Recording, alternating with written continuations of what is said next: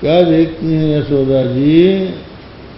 जैसे ही भगवान ने अपना मुंह खोला तो सारा विश्व भगवान के मुख में दिखाई दिया। स्थावर जंगम, सूर्य चंद्र तारागण, पहाड़, नदियां, वृक्ष वनस्पति सब दिखाई पड़ने लगे। यहाँ तक कि सारे संसार के साथ साथ ब्रज भी दिखाई पड़ने लगा। ब्रज में गोकुल दिखाई पड़ने लगा और गोकुल में जहाँ भगवान को माता यशोदा खड़ी दिखा रही है, वो कृष्ण भी दिखाई पड़ रहा है और अपने को भी देख रही है। अभी सारा विश्व प्रपंच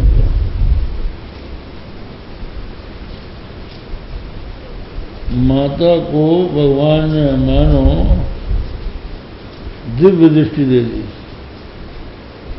तो वो माता के ऐश्वर्य को अव्याहृत ऐश्वर्य को देखती है। तो देखती है तो सोचती है ये क्या है? कि स्वप्नम, क्या ये स्वप्न है? मैं तो आंख खोल के दिख रही हूं, स्वप्न कैसे हो सकता है? बोले देव माया तो नहीं है। तो मन में सोचा कि देव माया होती तो सबको दिखाई पड़ता, अकेले मैं ही देख रही हूं और कोई देखता नहीं है। तो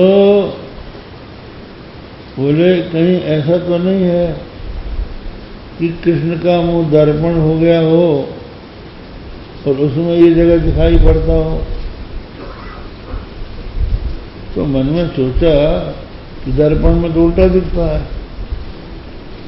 हमारा मुंह अगर पूरब की तरफ है तो दर्पण में पश्चिम की तरफ दिखाई पड़ेगा।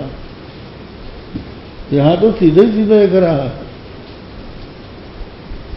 उल्टा उल्टा नहीं दिखता, सीधा ही दिख रहा है। और फिर मैं वहां पर हूँ, ब्रज भूमि है, मैं हूँ, श्री कृष्ण भी बाहर भी कृष्ण है, यहाँ भी कृष्ण है, वहां भी मैं हूँ, यहाँ भी मैं हूँ। तो ऐसा लगता है मेरे बेटे का ही औत्पत्तिक आत्मयोग है।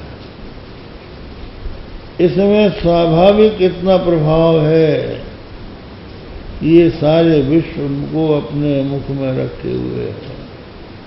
अरे मैं इसको साक्षात अपना बेटा समझ रही हूँ, ये तो साक्षात परब्रह्म परमात्मा है। बस ये उनकी समझ में आया कि आज जो मैं देख रही हूँ इससे पता लगा कि मेरा ये बेटा नहीं है, ये जगत का पालन, जगत का उत्पादन, पालन, संहरण करने वाला परब्रह्म परमात्मा का अवतार है। तो भगवान के सामने खड़ी हो गई हाथ जोड़ के, छड़ी फेंक दिया। कहाँ की छड़ी? ये तो परमात्मा है। हाथ जोड़ के कहने लगे कि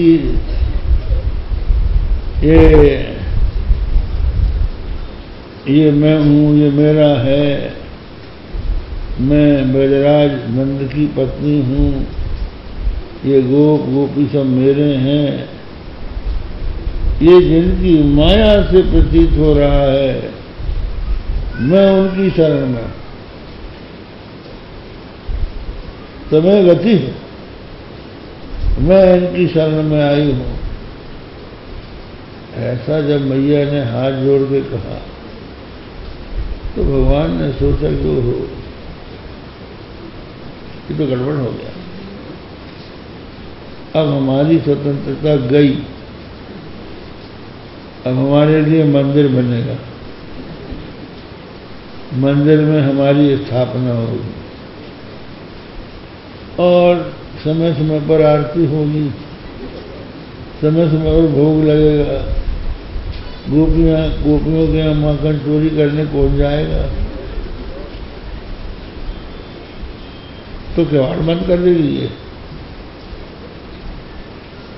तो भगवान ने अपनी वैष्णवी मितनो नुमायाम पुत्र स्नेहमयी विभु,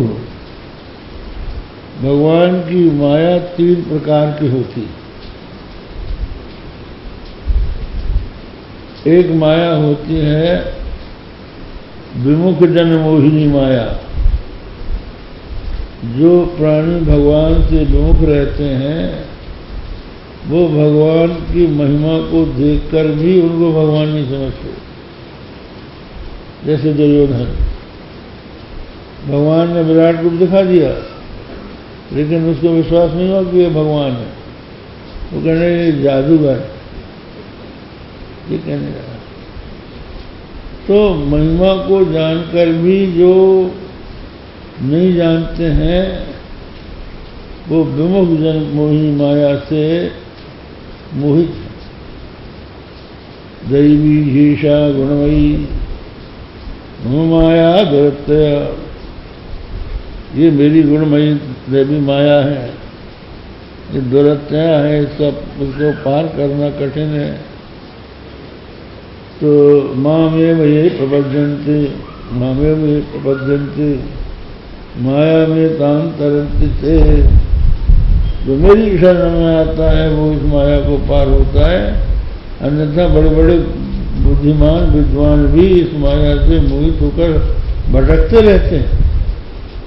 ये विमुख जन मोहिनी माया है, जो भगवान से विमुख होते हैं उनको ये माया भ्रमाती है। और दूसरी होती है स्वजन मोहिनी माया, जैसे अभी माता ने यशोदा को मोहित कर दिया, जिससे कि वो उनको अपना बेटा मान के डरवा रही है छड़ी से। और एक स्वमोहिनी माया है, स्वमोहिनी माया उसको कहते हैं जिससे भगवान स्वयं मोहित हो जाते हैं और अपने को बालक मान के यशोदा की छड़ी से डरने लग जाते हैं। यदि उनको अपने ऐश्वर्य का ज्ञान हो, उसको न भूलें तो डरे क्यों? माता को झपट दें, चुप, क्या बात करती है? लेकिन नहीं, वो तो अपने को भूल गए, यशोदा का छोटा बेटा बन गए, तो अपने को मोहित करने वाली माया अपने में डाल देते हैं। तो हासो जनोन्माद करी च माया, मनुष्यों को उन्माद में डाल देने वाली माया भगवान का हास है। तो भगवान थोड़ा मुस्कराए, जो मुस्कराए तो यशोदा जी के हृदय से वो भावना निकल गई और उन्होंने सोचा अरे न जाने कौन सी अलाय बलाय मैंने मेरे बेटे के मुंह में देख लिया, कोई गड़बड़ है, चलो झाड़ा फूकी कराने लगी